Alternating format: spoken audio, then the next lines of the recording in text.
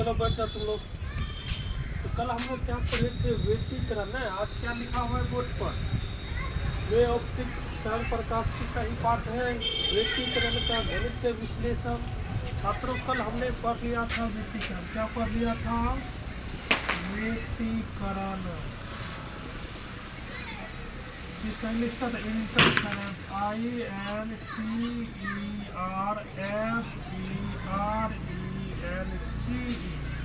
Interference. नहीं, कल हम इसको क्या किए थे, पढ़ लिए थे। आज भी थोड़ा समझ लेते इंटरफेरेंस क्या होता है। क्या कल आपको समझाए थे कि जब दो समान आवृत्ति की प्रकाश तरंग है ना, जब दो समान आवृत्ति की प्रकाश तरंग है, इसको बोलते हैं प्लस, ये होता है माइनस, ये होता है प्लस, ये होता है माइनस। कल हम सीखे थे जब दो समान आवृत्ति की प्रकाश तरंग एक ही दिशा में गतिशील हो, अध्यारोपण के पश्चात जो परिणामी तीव्रता होती है उसमें कमी या वृद्धि होती है, इसे कह सकते हैं। जो परिवर्तन होता है उसी घटना को हम लोग क्या बोले थे, व्यतिकरण या प्रकाशिका व्यतिकरण। देखिए, एक इसको मान लेते y1 है ये, और ये क्या है y2 है। एक समान आवृत्ति की है, एक ही दिशा में क्या कर रहा है, गतिशील है। अध्यारोपण मतलब कहते हैं मिलते हैं। जब इसे मिलाते इनकी परिणामी तीव्रता में क्या होती है, परिवर्तन होता है, अर्थात कम या वृद्धि होती है। इसी घटना को हम लोग क्या बोले थे, व्यतिकरण बोले थे। देखो ये प्लस मिलके थोड़ा बड़ा बनाएगा, बड़ा लग रहा है, चलो ठीक।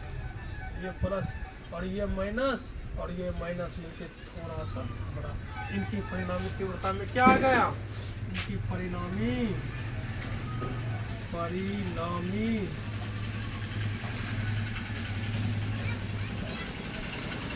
तीव्रता में वृद्धि हो। इसी को हम लोग क्या बोलते हैं, व्यतिकरण। परिणामी तीव्रता में कमी भी होता है, तभी हम लोग क्या बोलते हैं, व्यतिकरण ही बोलते हैं। लेकिन व्यतिकरण कितने प्रकार के होते हैं, दो प्रकार के। कौन सा व्यतिकरण है, समपोषी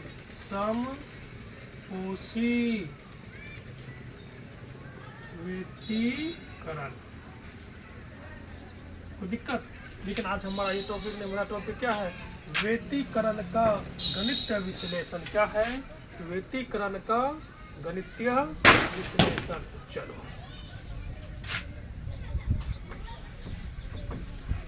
छात्र मान लेते हैं कि माना कि समान आवृत्ति की दो प्रकाश तरंग है। माना कि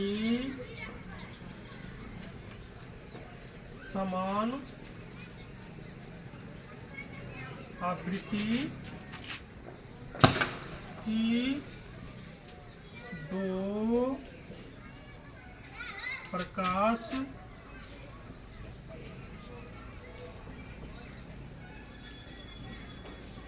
तरंग एक ही दिशा में गतिशील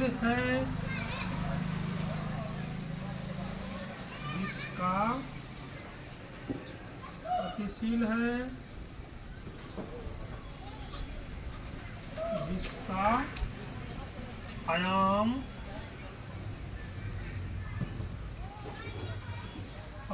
A1 एवं A2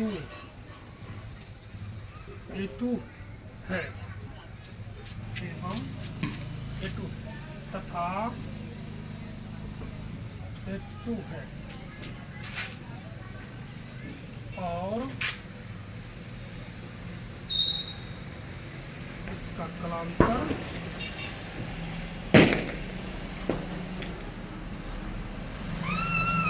क्या है। छात्रों हमने माना ये जो दो है, माना कि समान आवृत्ति की दो प्रकाश तरंग एक ही दिशा में गतिशील है, जिसके आयाम a1 एवं a2 और इसका कलांतर क्या है, फा है। आयाम तो आप लोग को मालूम है, ये क्या है आयाम है, इसको हम लोग बोलते a1 आयाम बोल देते हैं, और ये यहाँ से आता क्या आयाम है इसका भी, इसको हम लोग बोल देते हैं a2। तो दिक्कत, अब इसका समीकरण लिखे, ये हो जाएगा, ये y1 है, तो ये y1 equal to a1 sine omega t, और y2 की बात करें तो ये हो जाएगा a2 साइन ओमेगा टी और प्लस का 5। तो छात्रों ये आयाम, ये क्या आपका आयाम, और ये आपका क्या है कला। इसको तो दिक्कत, तो अध्यारोपण के सिद्धांत का पालन करते हैं, कोशिश करेंगे घट जाना चाहिए अध्यारोपण के सिद्धांत से। अध्यारोपण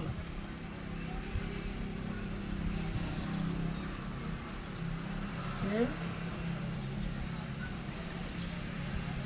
सिद्धांत से, अध्यारोपण के सिद्धांत से तो y बराबर हो जाएगा y1 प्लस y2 y। अब देखो y1 कितना है, y1 है a1 sine omega T plus a2 sine omega T plus का 5। छात्रों इसको हम लिख सकते हैं a1 sine omega T plus, देखो a2 इसको बाहर ले लेते हैं, आपको पता है साइन a प्लस बी, इसको हम लोग जानते हैं कि साइन a प्लस बी, तो साइन a प्लस बी का जो फार्मूला होता है यह होता है साइन a कॉस बी या प्लस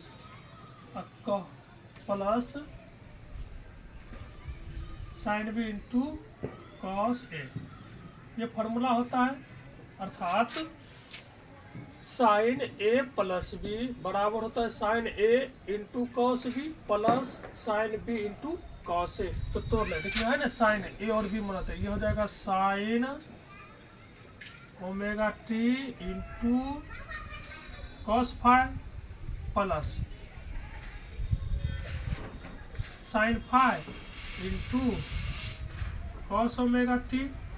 तो दिक्कत, चलिए a1 को रहने दे, a1 sine omega T plus, देखो जो ब्रैकेट था इसको बाहर कर गुना कर देते हैं, क्या a2 ब्रैकेट हटाएंगे क्या a2 sine omega t into cos phi, फिर इसमें गुना हो जाएगा ये plus a2 sine five into cos omega t. अब देखिए थोड़ा एक बात है, यहाँ भी साइन ओमेगा टी, यहाँ भी साइन ओमेगा टी, तो यहाँ देखिए, यहाँ टोटलिंग देखिए, यहाँ क्या है साइन ओमेगा टी है, यहाँ भी साइन ओमेगा टी है, तो जब यहाँ ले लेंगे कॉमन क्या साइन ओमेगा टी, तो साइन ओमेगा टी कॉमन ले लेंगे, तो ये आ जाएगा a1 प्लस a2 कॉस हाँ, कोई दिक्कत, तो प्लस है तो प्लस रहने दीजिए, क्योंकि यहाँ a2 sine omega a2 sine five into cos omega T रहने दीजिए, ये हो जाएगा a2 sine five into cos omega T. Let मतलब माना कि a1 plus a2 cos five equal to R cos phi, और इसको भी मान लेते हैं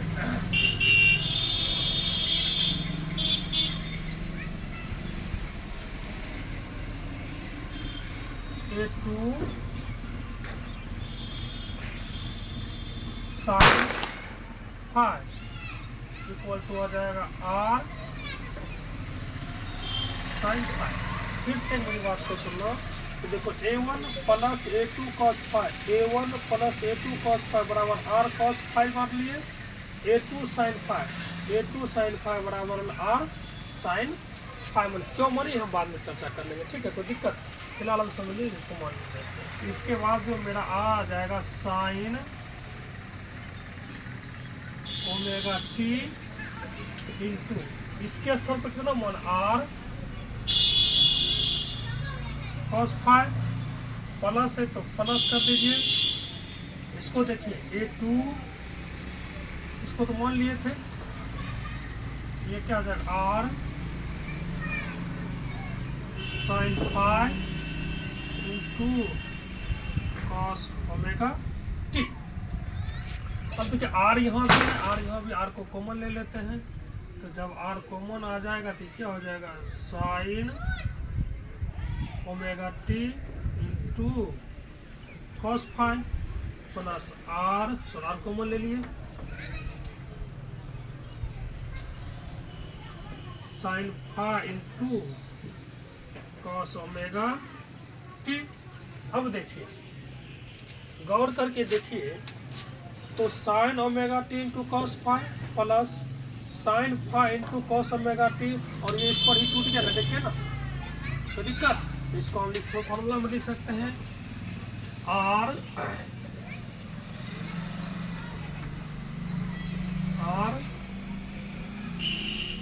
साइन ओमेगा टी प्लस का फाई, तो दिक्कत है ना।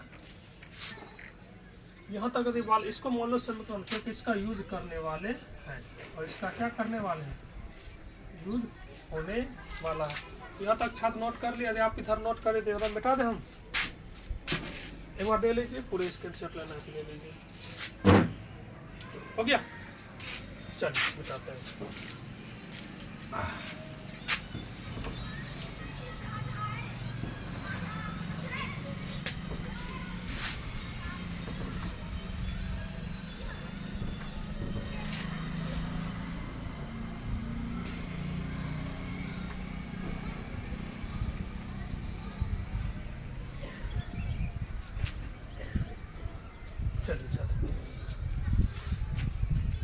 ये हमने समीकरण 1 और 2 जो माना है, यहाँ से चलते हैं।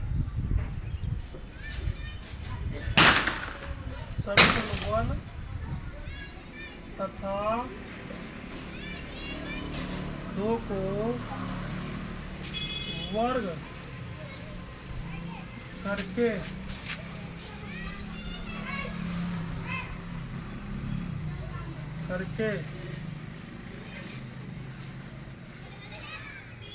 जोड़ने पर, ये समीकरण 1 और 2 है, इसका वर्ग करेंगे और जोड़ेंगे। देखो जोड़ेंगे कैसे, LHS को एक साइड, RHS को एक साइड, क्या बोल रहे हैं, LHS को एक साइड, RHS को एक side.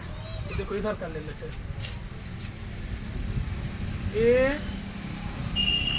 A1 plus A2 cos phi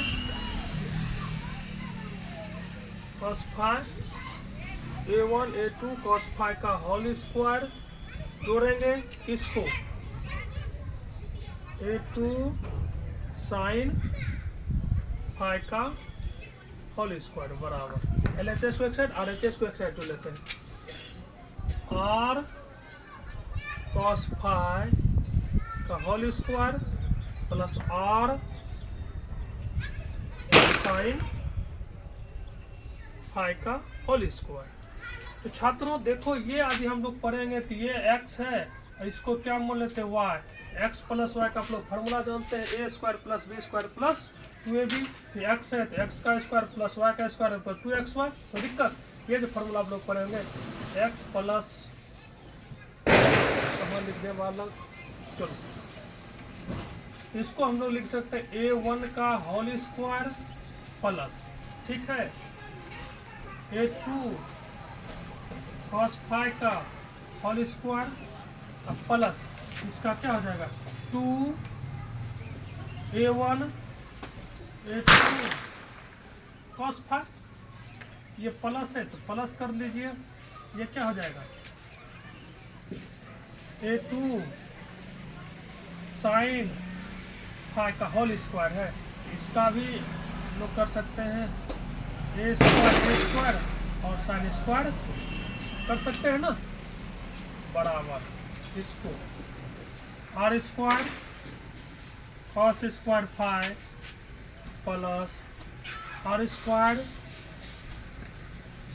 sign square five, तो इसको ब्रैकेट हटा देते हैं तो A1 का होल स्क्वायर प्लस A2 का whole square cos square five plus 2A1 A2 cos five plus A2 का whole square sine square five बराबर, देखो बाबू आर स्क्वायर दोनों में तो आर स्क्वायर हम लोग क्या कर लेंगे कॉमन ले लेंगे, तो आपके बीच में क्या बच जाएगा कॉस स्क्वायर फाइव प्लस यहाँ क्या बच जाएगा साइन स्क्वायर फाइव।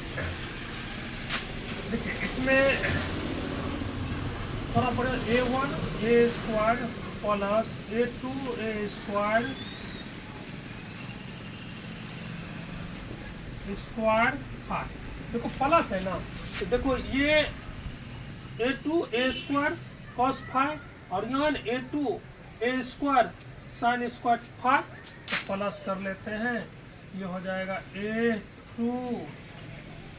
का whole square sine five plus, और आपका क्या बचा ये बचा, इसको लिख लेते हैं 2A1 A2 कॉस फाइव बराबर, इसको क्या लिख देंगे आर स्क्वायर, थोड़ा इसको इस फाइव से उल्टा पुल्टा, क्योंकि देखो प्लस में उल्टा पुल्टा लिख सकते हैं साइन स्क्वायर फाइव अब प्लस कॉस स्क्वायर फाइव। अब देखिएगा A1 A2 का A1 का होल स्क्वायर प्लस, अब आप देखिएगा बाबू इसमें A2 का स्क्वायर, इसमें A2 का स्क्वायर, इन दोनों में से कॉमन ले लेंगे, इन दोनों में से कॉमन ले लेंगे क्या A2 का होल स्क्वायर, बचेगा यहाँ क्या cos square five plus sine square five plus, आपका क्या बचेगा 2A1 A2 कॉस फाइव। अब देखिएगा R square sine square theta plus cos square theta किसके बराबर होता है 1 के बराबर, आर स्क्वायर गुना 1। अब देखिएगा यहाँ भी A1 का होल स्क्वायर A2 स्क्वायर, अब देखिए यहाँ cos square theta plus sine square theta 1, यहाँ भी 1 हो जाएगा plus 2A1 A2 cos five equal to R square. अब इसको एक बार देखें तो आर उल्टा के लिख लें तो आर स्क्वायर बराबर हो जाएगा A1 का होल स्क्वायर प्लस A2 का whole square plus 2A1 A2 cos five. अब देखो ये स्क्वायर जैसा था, इस पर क्या आ जाएगा रूट, ये हो जाएगा A1 का होल स्क्वायर प्लस A2 का whole square plus 2A1 A2 cos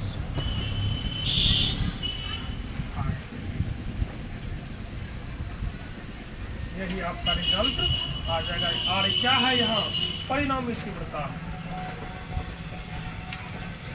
कोई दिक्कत, जहाँ आप लिख सकते हैं जहाँ आर क्या है परिणामी तीव्रता,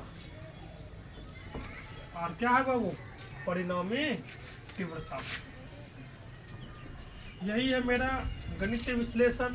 अब सवाल आता है कल जो बच्चों हम लोग पढ़ेंगे, ये जो परिणामी तीव्रता हमने आर निकाला, कि अब यहाँ सबसे बड़ी बात है कि हमको पता कैसे चलेगा कि विनाशी व्यतिकरण हो रहा है कि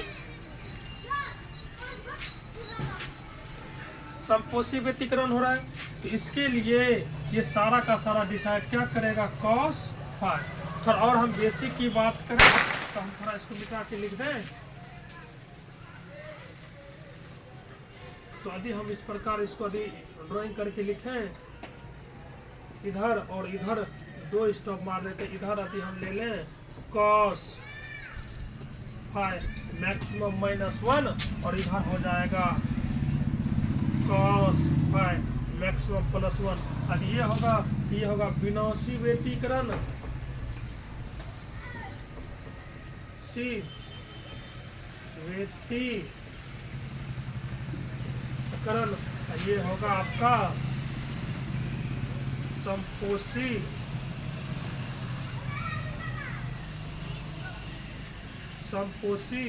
व्यतिकरण,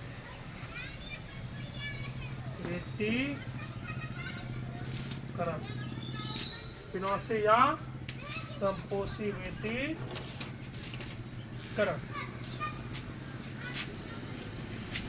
तो दिक्कत, तो अब ये हम कल निकालेंगे, कल न्यूमेरिकल हम लोग पढ़ेंगे इस मार्क से। समपोषी का किसका न्यूमेरिकल पढ़ेंगे, न्यूमेरिकल न्यूमेरिकल हम लोग पढ़ेंगे विनाशी का और समपोषी का। ठीक है, मोटा मोटी बात चलें तो ये 0 से शुरू होता है। यदि बात करें इस पर पाई का, ये 0, 3 पाई, 5 पाई के रूप में होता है। और इसको हम बात करें तो ये चलता है 0, 2 पाई, 4 पाई। आपको ये चीज़ अभी समझ में नहीं आया होगा बाबू, ये क्या लिख रहे हैं।